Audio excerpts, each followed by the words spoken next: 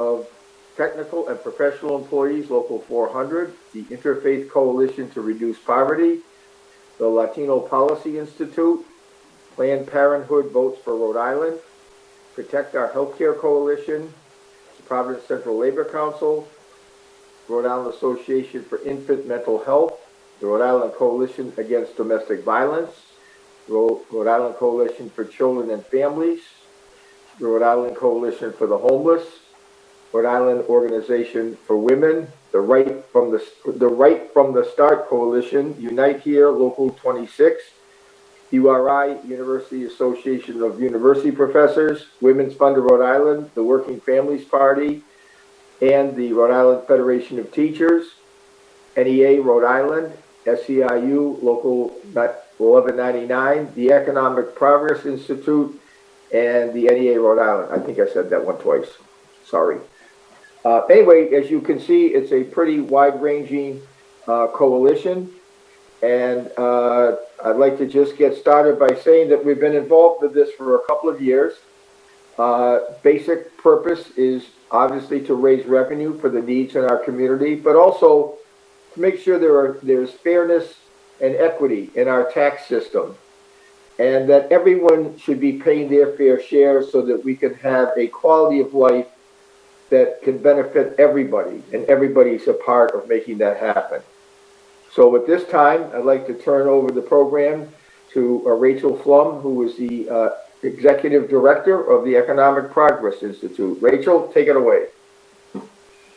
Thank you, George, and I'm pleased to be with this distinguished panel today. As George mentioned, we're all here around a piece of legislation that we think is so important for our state. Senator Murray and Rep. Alzate have introduced this legislation this year that would add one new tax bracket for the top 1% of earners at a marginal rate of 8.99%, which would replace the current top rate of 5.99%. This amount would only be for income above $475,000 and would only impact about 5,000 filers in the state. We estimate that this proposal will generate an estimated $128 million in new revenue that could be used to support our communities and help them heal and build back from this COVID pandemic.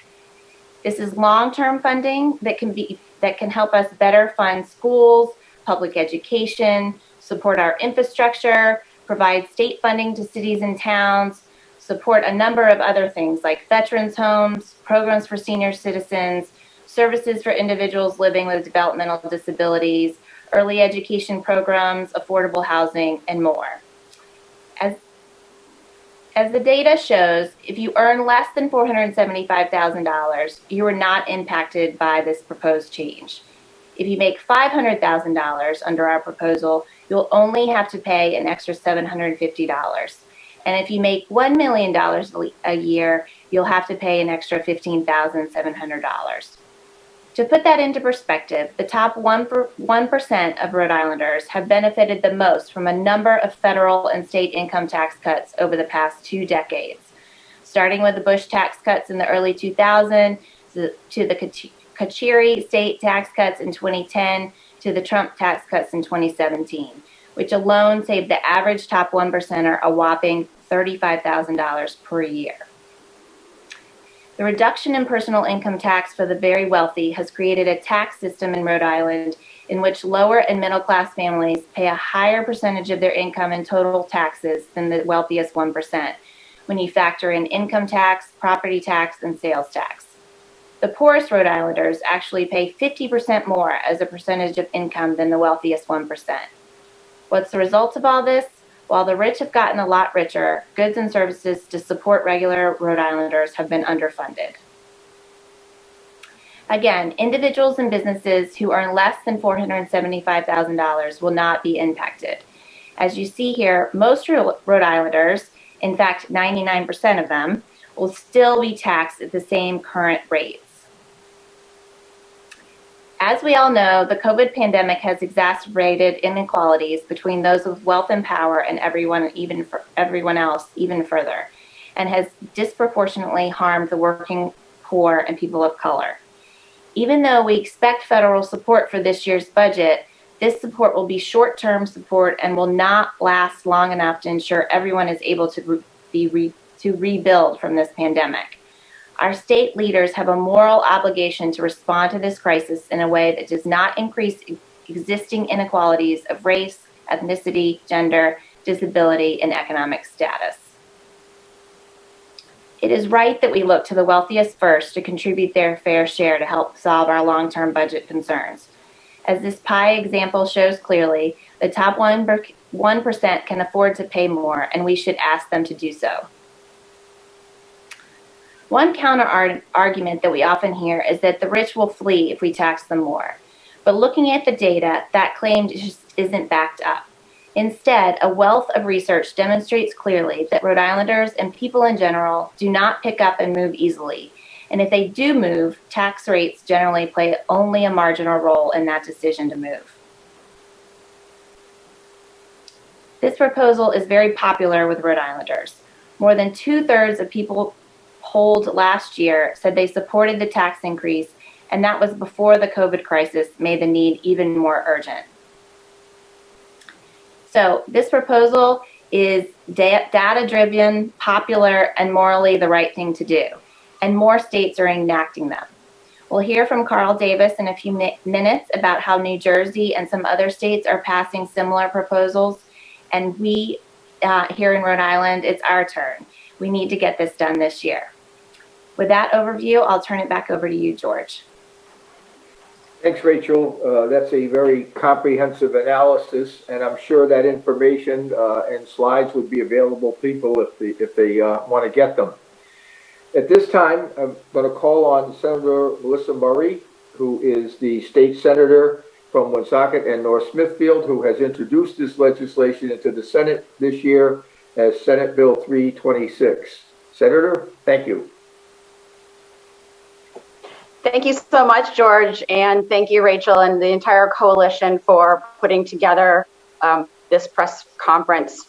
I'm really proud to offer this legislation as a step towards addressing the inequity that hurts so many Rhode Islanders, while also giving our state the resources that we need to close our budget gaps.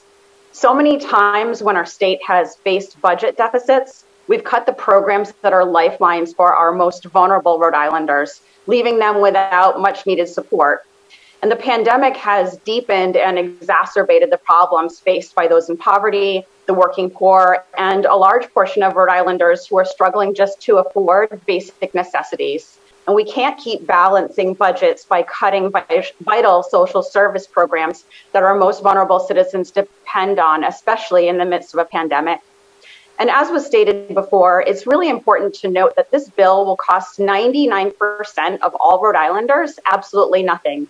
It's only the top 1% of wage earners, those whose income is $475,000 or higher, that would be asked to pay more.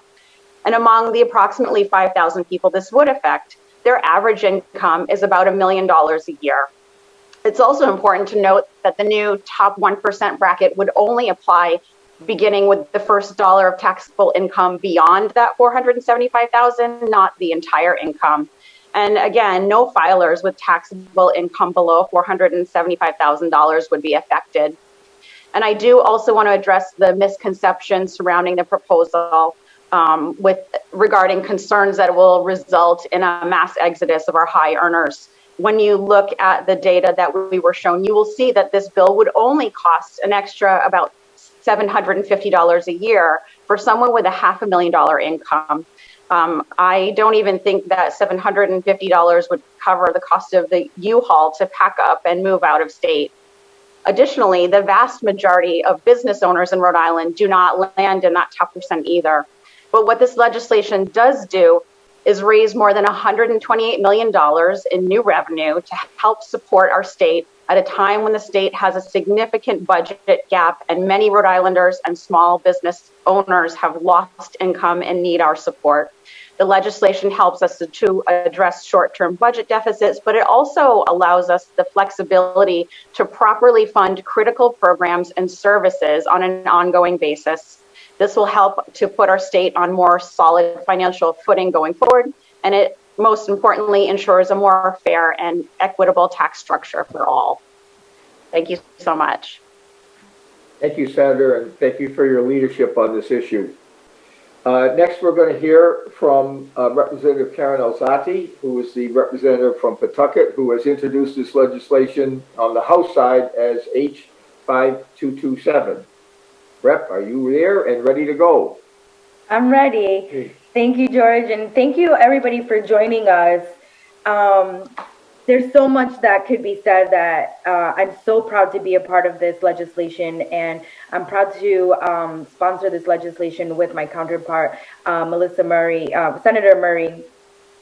One of the things that I think about, in the last year is when we were doing our budget, one of the things that kept coming up was I had so many constituents and other colleagues tell me that they were so afraid that we were going to have to make budget cuts and that was going to include social services. And this year, or the last year, the one thing that we have seen is how important it is for us to create revenue in the states so that we do not take money from our most vulnerable communities. So this, raising the tax bracket to the 1% will allow us to continue to have very educational conversations when it comes to our education. Education is huge, and it's something that we talk about all of the time. And we need to make sure that we no longer continue to look for them to make sure that we balance a budget by cutting the school department's budgets at any city or even on the state level. This will allow us, raising the revenue will allow us to be able to fund very important programs for our students, after school programs, summer programs, and we'll be able to take this revenue and give it to our cities so that they can make sure that our most vulnerable populations within our cities do not suffer from any other budget cuts. We have to talk about infrastructure for housing, which is super important. And if the pandemic has highlighted anything, is the inequalities that we have had during housing crisis. It's more prevalent now than it has been before, and we've seen everything that has been caused by not only the pandemic but also by the need to make climate change something really important. We need money so that we can put it towards affordable housing for all of our cities and towns in our states. Also, this revenue also supports small businesses, which I'm really excited for us to discuss, because there is a myth stating that we will be taking money away from small businesses. That is not the case. We want to invest in our small businesses. We want to make sure that they are thriving even after this pandemic. This is great legislation for our economic development for all of our cities. This will increase the funding for all of our cities. We can take this funding and make sure that our cities will distribute it exactly where we need it to be during education, housing, small businesses, which is super, super important for communities like mine. Diverse communities like mine can no longer continue to take any more cuts in order for us to balance the budget. And raising $128.2 million it sounds really good, especially right now during a pandemic. We have a budget that's looming over our heads. We want to make sure that we are able to balance a budget that we could create with this revenue. Bringing in this revenue for our states will only make us stronger and better. And I hope that we can all have a great conversation around how important this is for all of our cities and towns will benefit from this. And we no longer have to have the conversation of cutting funding for really important issues. Thank you. Thank you, Representative, and thank you for your leadership on this issue and the work you've done with your colleagues on the House side to get support for it. I think it's important when an issue like this comes before the public and before our policymakers that it's got some research done, it's got some facts behind it, and we've have the luxury and the honor of having Carl Davis, who is the research director for the Institute for Taxation and Economic Policy from Washington, D.C. He's been the research director since 2008. It's a nonprofit, nonpartisan organization that focuses in on tax policy particularly with the links between taxes and economic growth. So to share some of his research and findings about the situation in Rhode Island, Carl, welcome. Thank you. Yeah, thank you for that introduction. So, when I think about this proposal, this is a proposal that really capitalizes on one of the greatest strengths of the income tax. And that's that you can fine tune it based on taxpayers' ability to pay. How much can they afford to pay each year? The notion of asking people with higher incomes to pay more than a lower income family or a middle income family, it's pretty widely accepted as good policy. We already see this to Rhode Island's income tax to an extent. But right now, all taxable income above $150,000 is facing the same 5.99% marginal tax rate. And there's obviously a big difference between a family earning, say, $150,000 and one that's earning $500,000, $1 million, or substantially more than that in a year. So this is a proposal that would, update Rhode Island's tax code to reflect that difference in ability to pay. And by bringing in a new bracket at this level, this would really bring Rhode Island's system closer in line with what we already see in federal law, where the top tax rate kicks in at a little over $500,000 a year. And of course, we know the vast majority of Rhode Island taxpayers wouldn't be affected by something like this. I think there's a very strong case to be made for this kind of reform in normal times, especially if you're viewing it against the backdrop of Rhode Island's broader tax system, which is tending to charge the highest effective tax rates to the families that have the lowest incomes. We've estimated that Rhode Island's poorest families are paying over 12% of their income in state and local taxes each year, and with most of that amount being sales and excise tax. At the very top, though, the top 1% of the state's earners are paying a rate of less than 8% overall. And so, this proposal isn't going to be enough to correct that imbalance, but it sure is a step in the right direction. The top 1% of earners would pay about 9.3% of their income in tax if this is enacted. Now, that's all in, including their property, sales, and excise income, and all the taxes levied by the state. And that's right about on par with what we see middle-income families paying right now at 9.5%. So there's nothing, particularly unusual about a tax rate at that level. Of course, we have to acknowledge these are far from normal times. I think the case for something of reform like this is even stronger right now when we see income and wealth inequality absolutely soaring. The unemployment rate has come down a little bit, sure, but it's still far above where it was before the pandemic. It's especially high for people with a high school degree or less.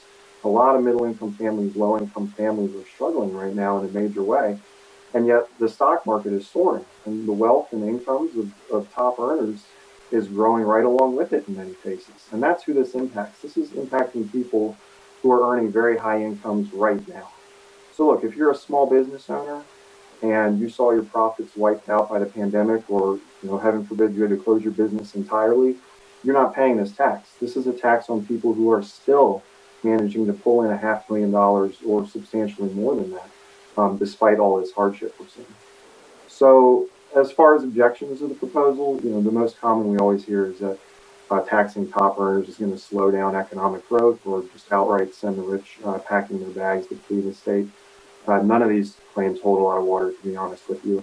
The academic literature does not show any kind of convincing link between the top tax rate and economic growth in the state. If you just chart the performance of how states without income taxes are doing alongside everyone else, there is no meaningful trend where those states that have deducted income taxes are outperforming everyone else. It just doesn't work that way. On the question of whether the rich are going to move to shave a few percentage points off their tax bill, you're always going to hear anecdotes to support this story. And you hear those same anecdotes repeated over and over and over again. The examples are so exceedingly rare, though, they don't even show up in the data. There was one study done just a few years ago. The authors had access to the confidential IRS data for every return reporting at least $1 million in income over a 13-year span. I mean, it's the dream data set that you want to investigate this kind of question. And they found millionaires in the U.S. are moving between states less often than the rest of the population, and there's no meaningful draw toward the higher tax states into the lower ones. So yes, you can find an example here and there, but the data are crystal clear that those are exceptions rather than the norm. one last point on where this fits in the national context. Rhode Island is definitely not the only state talking about this. We've already seen new tax brackets on top earners put in place over the last several years. States like Connecticut, New Jersey, which Rachel mentioned, Maryland, California, Hawaii, New Mexico. One of the most recent was in Arizona. Just at the ballot box in November, voters approved a 3.5% surcharge on top earners. So now that brings their top rate up to 8%. And I think it's more likely than not, we're going to see the same thing happen next November in Massachusetts, when voters will be able to vote on putting in place a 9% top rate for millionaires. Connecticut as well, there's a real effort underway right now to create a new bracket for top earners, as well as boosting tax rates on investment income. That's overwhelmingly flowing to high income earners and corporations, and also boosting taxes on high valued homes potentially. New York legislative leadership there is very interested in bringing up taxes on the top to some extent, and the governor seems to be coming around to the idea a little bit. So that's going to be a very active debate this session. And nationally, this is a topic in states like Minnesota, ¿Me California as escuchan las well. personas en español? So yeah, just to wrap up, this is not, Rhode Island's not unique here in talking about this right now. This is a national conversation that's happening, both because of the public investments that this revenue makes possible, and also as a nod to this reality that we're in this time of soaring income and wealth inequality. And you have families that are faring extraordinarily well right now and that can afford to pay a bit more. So I hope that's helpful background. Thanks for the opportunity. Thank you, Carl, and thank you for the assistance that you've been providing, the critical information you've given us.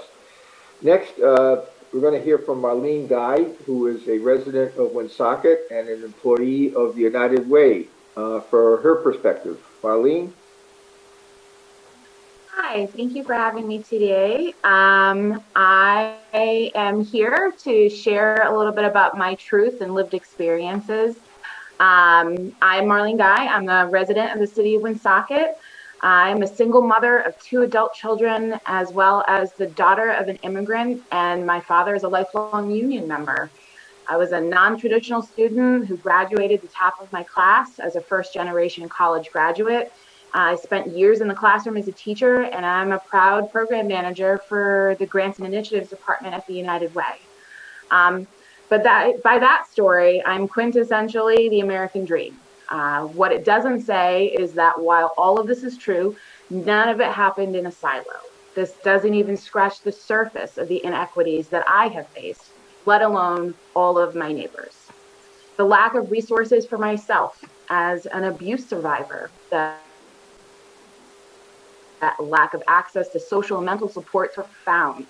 The challenge of raising 2 children with little and no financial support has made too much, but just too little, is financially something that will affect me for the rest of my life.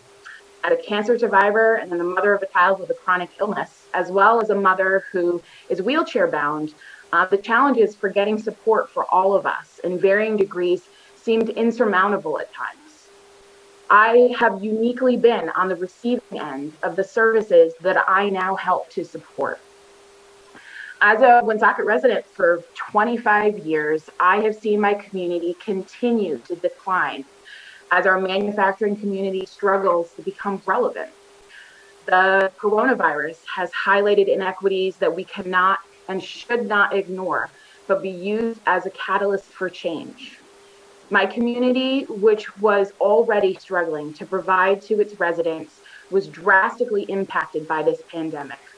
While there will be an influx of federal dollars in the immediate, it will not address the gaping long-term inequities that our low-income, working poor, and middle-class families have to deal with. With my work, I am seeing day in and day out the stress and demand on nonprofit and social service agencies that are at their breaking point. Many of these programs were doing balancing act long before the recent increase in demand. And one of the ways that we can help in this battle is the consistent investment of state funds. We as a state have an opportunity here to reevaluate our tax system based on equity, and this is one of those moments. Collectively, we can identify the chronic disenfranchisement that our poor and middle-class neighbors, like mine here in Woonsocket, are experiencing. We are not asking for handouts, but a realignment to provide services to all residents. So as a state, we can all thrive and grow. I spoke earlier of my success. Again, those did not happen in a silo. We need to plan for all of our residents to have the resources to create their own success stories, and this bill is a pathway for making that happen. I just want to thank everyone who is here to advocate and listen and hopefully grow in a more equitable future for our state of Rhode Island. Thank you.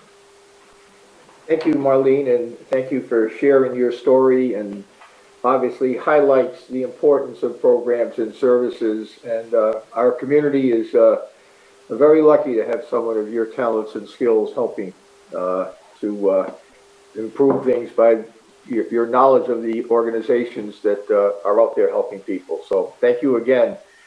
Our next speaker is Carol Lawson, who is the co-owner of Rhode Island Spirits in Pawtucket.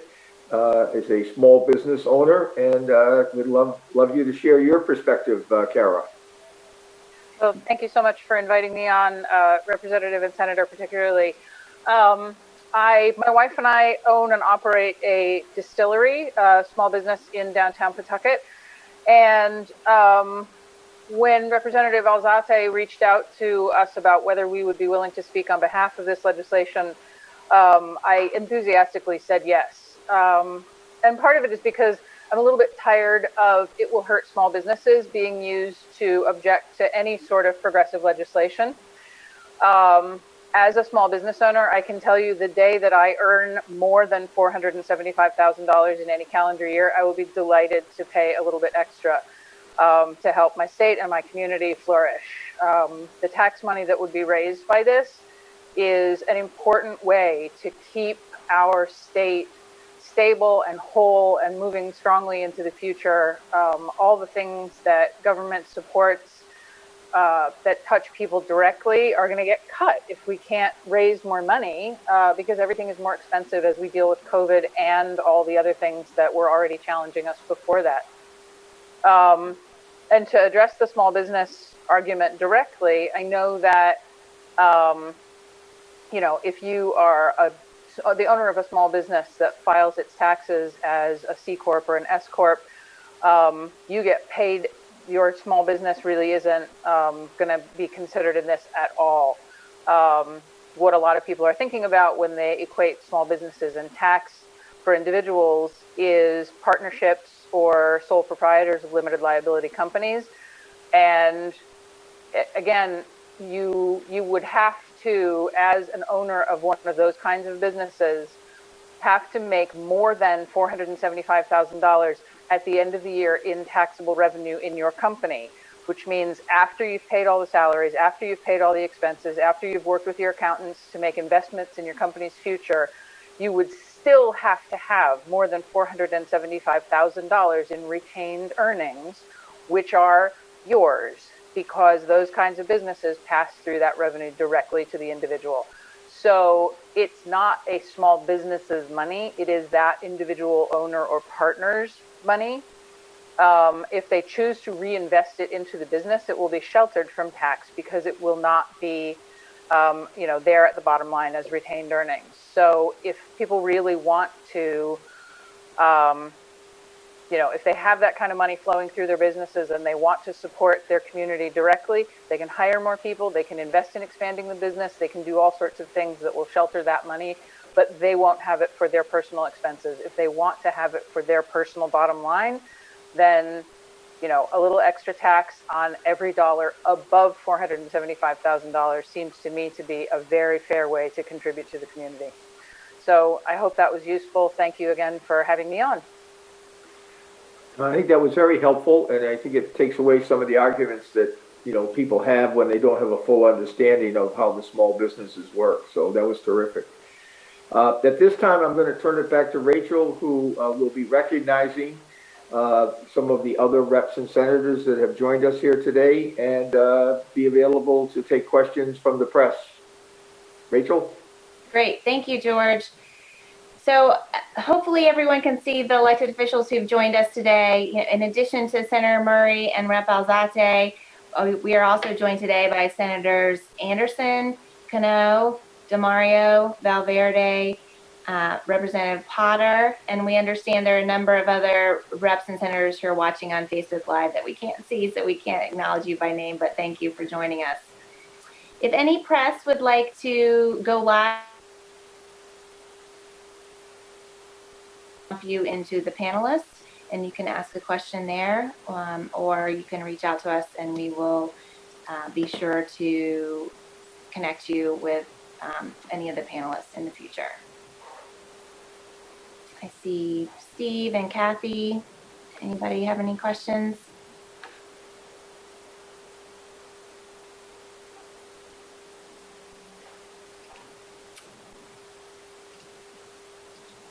Well, if not, we will have this recording available later.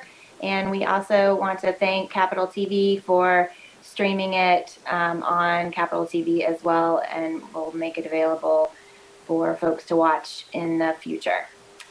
Just one last thought. This is the year. Absolutely. Let's get this done. Thanks so much, everybody. Okay. Be safe. Have a great day.